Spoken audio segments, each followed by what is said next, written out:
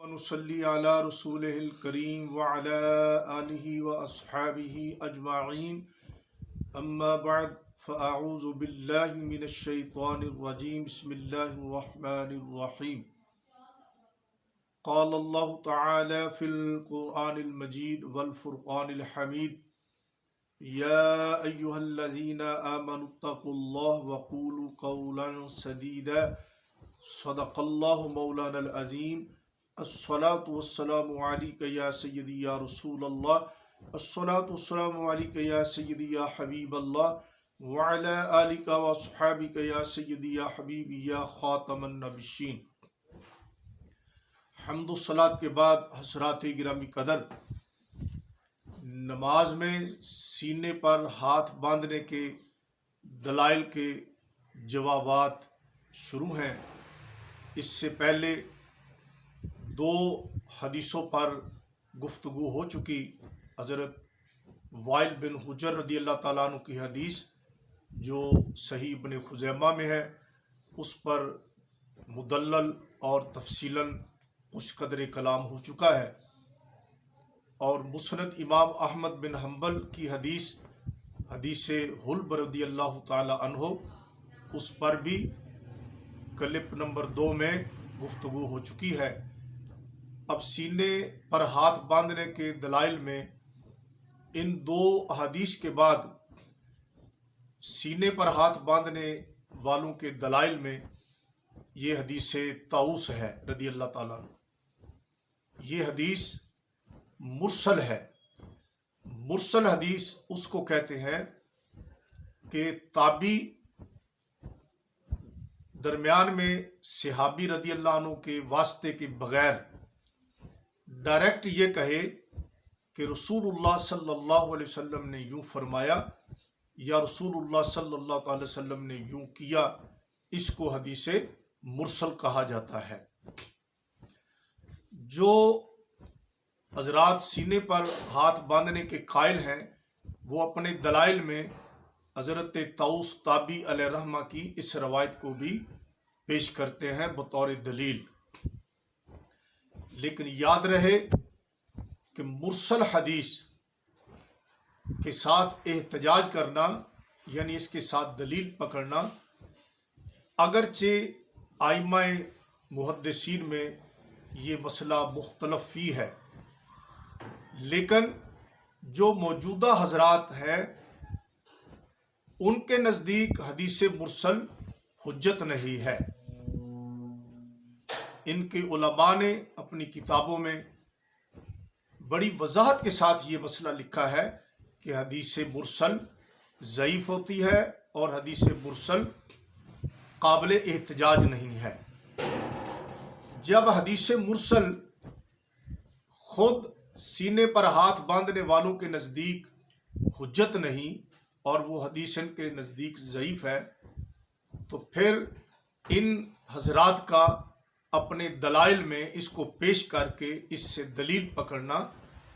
یہ بڑی عجیب بات ہے۔ اگرچہ ائمہ دین میں سے ایک جماعت حدیث مرسل کو قبول کرتی ہے، حضور سیدنا امام اعظم ابو حنیفہ رضی اللہ تعالی عنہ، حضور سیدنا امام مالک رضی اللہ تعالی عنہ، اور ایک قول کے مطابق حضرت سیدنا امام احمد بن حنبل علیہ رحمہ کے مطابق، اور ان کے جو متابعین ہیں ان کے نزدیک حدیث مرسل قابل احتجاج ہے۔ لیکن جو حضرات سینے پر ہاتھ باندھنے کے قائل ہیں ان کے نزدیک حدیث مرسل ضعیف ہوتی ہے اور حجت نہیں ہے، کہ جو حدیث خود ان کے ہاں اپنے نزدیک ان کے حجت نہیں، اس سے دلیل پکڑنا یہ بہت عجیب بات ہے۔ ہاں، اگر یہ احباب اس بات کا اعلان کر دیں کہ حدیث مرسل حجت ہوتی ہے اور اس سے دلیل پکڑنا درست ہے، تو پھر ان کی بات کی طرف التفات کیا جا سکتا ہے۔ لیکن ان کے علماء، مستند علماء، ان کے محققین علماء नामी गिरामी उलमा इनके इस बात की अपनी किताबों में वजाहत कर चुके हैं कि मुरसल हदीस हुज्जत नहीं होती। और मुरसल हदीस ये इमाम अबू दाऊद रहमतुल्लाह की किताबुल मरासील है, उसमें ये हदीस ताऊस है कि जिसमें हज़रत ताऊस फरमाते हैं कि नबी पाक सल्लल्लाहु अलैहि वसल्लम दाहना दस्ते मुबारक बाएं दस्ते मुबारक पर रखते, सुम्मा यशुद्दो बेहिमा अला सदरिही व फिस्सलात, और फिर दोनों हाथों को सीने पर बांधते नमाज की हालत में। तो ये इमाम अबू दाऊद रहमतुल्लाह ने अपनी किताबुल मरासील में इसको बयान किया है। तो जैसा कि मैंने अर्ज किया कि सीना पर हाथ बांधने वाले जो अहबाब हैं, खुद इनके उलमा के नज़दीक हदीस मुरसल हुज्जत नहीं। ये मेरे पास अल कौल अल मकबूल है, ये गैर मुक़ल्लिद मुहक्किक है, अबू अब्दिस्सलाम अब्दुल रऊफ बिन अब्दुल हन्नान, ये अल्लामा इब्राहिम सियालकोटी की किताब सलातुर रसूल पर इसने तखरीज और तालीक की है। इसका सफ़ा है मेरे पास 196। ये अल कौल अल मकबूल सफ़ा 196 पर गैर मुक़ल्लिद मुहक्किक अबू अब्दिस्सलाम साहब लिखते हैं कि जब ये मालूम हुआ कि ये हदीस मुरसल है तो उससे हुज्जत नहीं ली जा सकती, क्योंकि मुरसल रवायत मुहद्दिसीन के नज़दीक ज़ईफ़ है। ये देखो,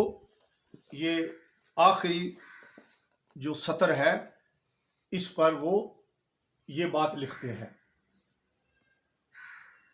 और अगले सफ़े पर ज़ईफ़ के अल्फाज हैं। इसी तरह ये मेरे पास है अल्लामा इरशादुल हक असरी साहब की किताब तौज़ीहुल कलाम, अल्लामा इरशादुल हक असरी साहब की तौज़ीहुल कलाम। ये जमात उलमाए अहले हदीस में बड़े नामवर मुहक्किक हैं और बड़े नामी गिरामी मुहक्किक शुमार किए जाते हैं, तो साहिबान इल्म फजल में इनका शुमार होता है। तो इन्होंने अपनी तौज़ीहुल कलाम किताब में पूरा एक बाब जो है वो मुरसल हदीस के बारे में इन्होंने लिखा है, और इन्होंने बहुत तफसील के साथ मुरसल हदीस पर कलाम किया है। लेकिन इनका नतीजा और खुलासा जो है कि मुरसल हदीस इनके नज़दीक हुज्जत नहीं है। इस तौज़ीहुल कलाम के सफ़ा नंबर 537 पर ये लिखते हैं, मुरसल हदीस पर बहस।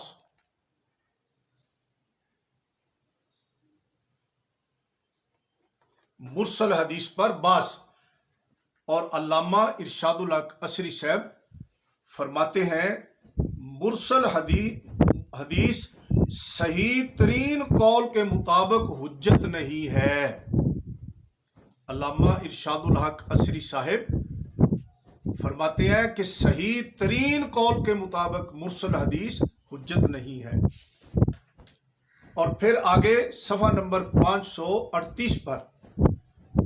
कहते हैं कि सईद बिन मुसय्यब रहमतुल्लाह जो किबार ताबीन में से हैं, उन्होंने फरमाया है कि मुरसल हुज्जत नहीं, जैसा कि इमाम हाकिम ने उनसे नकल किया है। और इसी तरह पहले यही कौल इमाम मोहम्मद बिन सिरीन और इमाम ज़ुहरी अलैहिर्रहमा से गुजर चुका है। इसी तरह इमाम शोबा और उनके मुआसिरीन और तलामजा मिसल याहया कत्तान और अब्दुर्रहमान बिन महदी वगैरह मुरसल को रद्द करते थे। कि इन आइमा किबार से मुरसल हदीस का रद्द होना इन्होंने बयान किया, अल्लामा इरशादुल हक असरी साहब ने। और इसके नीचे कहते हैं इमाम हाकिम रहमतुल्लाह के हवाले से कि इमाम हाकिम फरमाते हैं, यानी मुरसल हदीस حجاز کے فقہا اہل حدیث کی جماعت کے نزدیک واہی اور ناقابل احتجاج ہیں۔ واہی کا معنی ہوتا ہے ضعیف۔ یہی قول سعید بن مسیب، محمد بن مسلم زہری، امام مالک، اوزائی، امام شافعی اور امام احمد اور دوسرے فقہائے مدینہ کا ہے، اور اس پر ان کے نزدیک کتاب و سنت کے دلائل ہیں۔ یہ ساری گفتگو علامہ ارشاد الحق عصری صاحب نے اس بات پر کی ہے کہ مرسل حدیث حجت نہیں ہوتی، وہ واہی، ضعیف اور ناقابل احتجاج ہے۔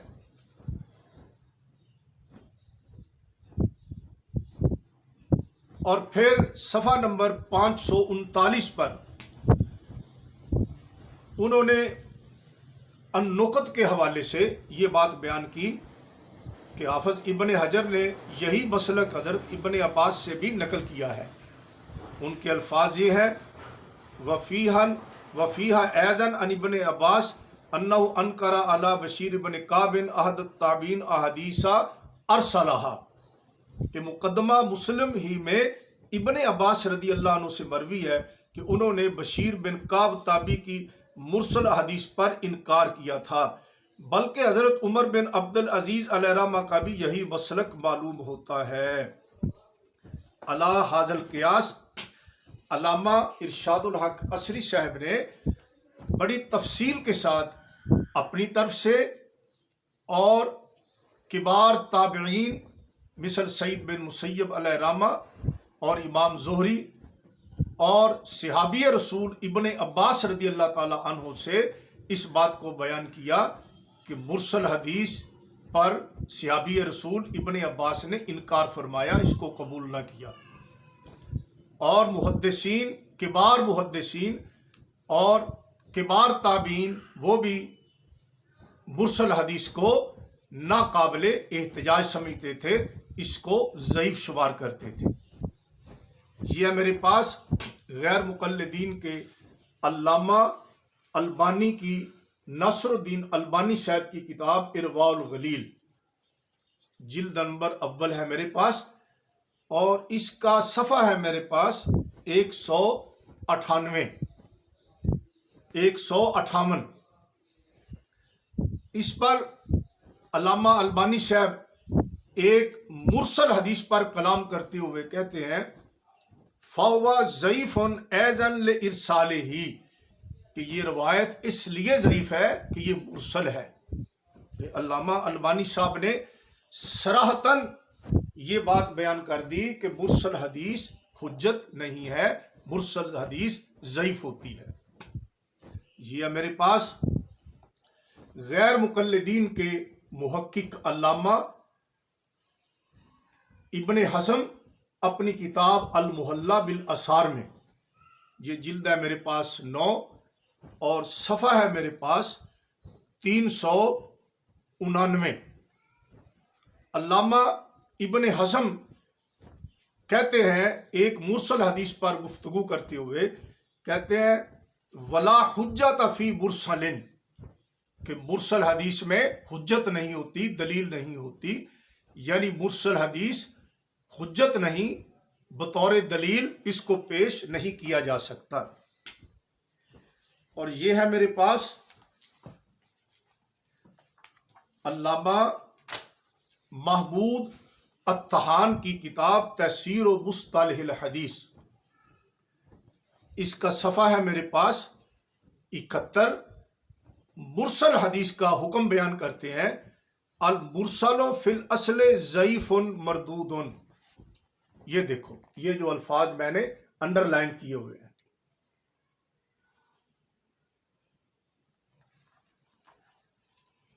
ڈاکٹر محمود الطحان تفسیر المصطلح الحدیث میں صفحہ 71 پر کہتے ہیں المرسل فی الاصل ضعیف مردود لفقدہ شرطا من شروط المقبول، کہتے ہیں کیونکہ اس میں مقبول جو حدیث ہوتی ہے اس کی شرائط نہیں ہوتی، تو اس لیے ان شرائط کی فقدان کی وجہ سے، نہ پائے جانے کی وجہ سے کہتے ہیں کہ یہ حدیث یعنی مرسل حدیث ضعیف اور مردود ہے۔ اور یہ ہے میرے پاس امام حاکم علیہ رحمہ کی کتاب المدخل فی اصول الحدیث، المدخل فی اصول الحدیث، اور صفحہ ہے میرے پاس 99۔ اس میں امام حاکم رحمۃ اللہ علیہ مرسل حدیث کے بارے میں 3 قول بیان کرتے ہیں، جس میں ایک قول مطلقاً قبول کرنے کا اور ایک قول مطلقاً رد کرنے کا، اور اس میں ائمہ احناف امام مالک امام احمد کا قول بھی بیان کرتے ہیں، اور جو محدثین حجاز ہیں، فقہائے حجاز،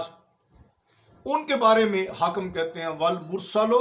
والمراسیل واہیۃ عند جماعت اہل الحدیث من فقہاء الحجاز غیر محتج بها وهو قول سعید بن المسیب و محمد بن مسلم الزہری و مالک بن انس الاصبحی و عبد الرحمن الاوزاعی و محمد بن ادریس الشافعی و احمد بن حنبل و من بعدهم من فقہاء المدینہ۔ امام حاکم فرماتے ہیں کہ جماعت اہل حدیث کے نزدیک جو فقہائے اعجاز محدثین ہیں، سعید بن مسیب، محمد بن مسلم زہری، مالک بن انس، عبد الرحمن اوزاعی، محمد بن ادریس شافعی، احمد بن حنبل، اور ان کے بعد فقہائے مدینہ کے نزدیک واہیۃ عند جماعت اہل الحدیث کہ مرسل حدیث ان کے نزدیک ضعیف ہے،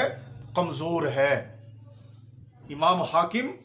رحمۃ اللہ نے بھی بڑی وضاحت کے ساتھ مرسل حدیث پر کلام کر دیا۔ یہ ہے میرے پاس حافظ ابن حجر عسقلانی کی شرح نخبۃ الفکر، اور اس کا صفحہ ہے میرے پاس 104۔ اس میں مرسل حدیث کے بارے میں کہتے ہیں انما ذکر فی قسم المردود للجہل بحال المحذوف لانہ یحتمل ان یکون صحابیا و یحتمل ان یکون تابعیا، کہ مرسل اور دوسری قسم میں مردود وہ ہے جس کا راوی تابعی کے بعد آخر سند میں ساقط ہو جائے، اس کا نام مرسل ہے۔ اور اس کو ابن حجر عسقلانی نے قسم مردود میں شامل کیا ہے، کہ جو مرسل حدیث ہے ابن حجر عسقلانی رحمۃ اللہ نے شرح نخبۃ الفکر میں مردود قسم کی روایات میں اس کا شمار فرمایا ہے۔ تو یہ چند حوالہ جات آپ کی خدمت میں نے پیش کیے ہیں کہ جو سینے پر ہاتھ باندھنے والے احباب ہیں، وہ غصہ کرنے کی بجائے، ناراض ہونے کی بجائے اصل حقائق کو دیکھیں اور اصل حقائق کو ماننا چاہیے، کہ جب مرسل حدیث خود ان کے اپنے علماء کے نزدیک حجت نہیں بلکہ ضعیف اور مردود کے الفاظ ان کی کتابوں میں موجود ہیں، تو پھر انہیں حدیث مرسل سے احتجاج کرتے ہوئے، اس کو بطور دلیل پیش کرتے ہوئے کچھ خیال کرنا چاہیے۔ تو اس ساری گفتگو سے یہ بات واضح ہو گئی الحمدللہ کہ جس طرح صحیح ابن خزیمہ کی روایت حضرت وائل بن حجر رضی اللہ تعالیٰ عنہ کی سینے پر ہاتھ باندھنے پر اس کا ذوف پہلے بیان ہو چکا، حدیث قبیصہ بن حلب رضی اللہ تعالیٰ عنہ پر کچھ مفصل کلام ہو چکا، دلائل کے ساتھ ان کا ذوف بیان ہو چکا۔ اب یہ تیسری جو روایت تھی مرسل حدیث طاؤس رضی اللہ تعالیٰ عنہ، تو اس پر بھی الحمدللہ اس بندہ ناچیز نے مختصراً کچھ کلام کر دیا ہے۔ اس ساری گفتگو سے یہ نتیجہ ظاہر ہے کہ مرسل حدیث ان احباب کے نزدیک اور ان کے علماء کے نزدیک، یعنی جو سینے پر ہاتھ باندھنے والے ہیں، ان کے نزدیک حجت نہیں بلکہ مردود ہے، اور اس روایت کو پیش کرنا ان کے لیے اور اس سے دلیل پکڑنا یہ ان کے لیے قابل احتجاج نہیں ہونی چاہیے، اس لیے کہ خود ان کے اپنے نزدیک مرسل حدیث حجت نہیں، بلکہ ان کے علماء نے کسی نے ضعیف کہا، کسی نے مردود کہا، کسی نے کہا کہ اس میں حجت نہیں ہے، تو اگر اس کو وہ بطور دلیل حجت پیش کرتے ہیں تو پھر جو دیگر علماء یعنی علماء احناف جو مراسیل پیش کریں تو پھر اس وقت ان کو یہ مردود کے فتوے کیوں یاد آتے ہیں، اس وقت حدیث مرسل کو کیوں رد کر دیا جاتا ہے؟ تو ان کے علماء سے اور جو اکابر علماء ہیں جیسے اصول حدیث کے علماء، رجال کے علماء، امام حاکم علیہ رحمہ، حافظ ابن حجر عسقلانی رحمۃ اللہ وغیرہ، ان سے بھی حدیث مرسل پر کلام میں نے پیش کر دیا ہے۔ یہ 3 روایات نماز میں سینے پر ہاتھ باندھنے کی ان لوگوں کی نزدیک قابل استدلال ہیں۔ ان کے بغیر جو روایات ہیں وہ ان سے بھی زیادہ ضعیف ہیں، کیونکہ وہ بہت ہی زیادہ ضعیف ہیں، اس لیے ان پر کلام کرنے کی ضرورت نہیں۔ اگر ضرورت پڑی تو ان پر اور دیگر جو ان کی باقی ماندہ روایات ہیں ضعیف ترین، ان پر بھی کلام ہو سکتا ہے۔ اللہ میری آپ کی حاضری قبول فرمائے۔ وآخر دعوانا ان الحمد للہ رب العالمین۔